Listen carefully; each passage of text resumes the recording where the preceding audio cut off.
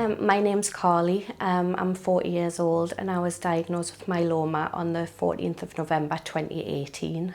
Before myeloma, life was pretty normal, but normal in the best way. So I'm a mum, I've got 2 young children. I worked, my partner worked, so we just used to really love family time. It was all just about the kids and days out and normal, boring some may say, but in the best way possible. Probably about a year before I was diagnosed, just constant repeated chest infections, clearing up for a little while, and then they were just back, UTIs a lot of the time as well.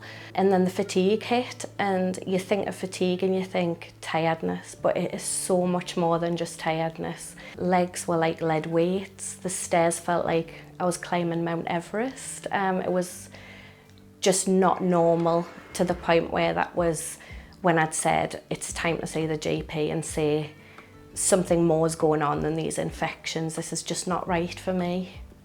I definitely shrugged off the tiredness at first. I had a baby under 1 year old, I had a very active 6-year-old, I was back at work, so there was a lot going on, and I think with tiredness you just think, I'm not going to the doctors for tiredness, they'll laugh us out the surgery. So I definitely shrugged that off, which I wish, looking back, I'd have took that a little bit more seriously a little bit earlier on.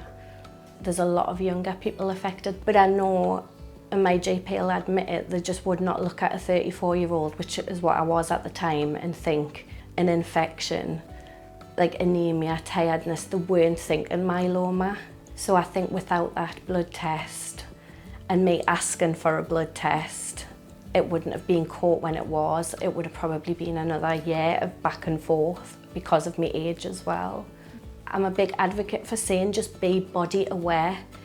Know you're normal, so the second something isn't feeling normal, you can go and get it checked. The bit that surprised me was how bad it affects your mental health, and that's something I don't think was talked about enough. I really did suffer in that department with having young children and having a cancer that I thought, this is going to take me life. It was massive. Undergoing the treatments is very tough mentally as much as it is physically. My motto, which I live by and it really helped me through, was just one day at a time. And I also realised that your journey is your journey.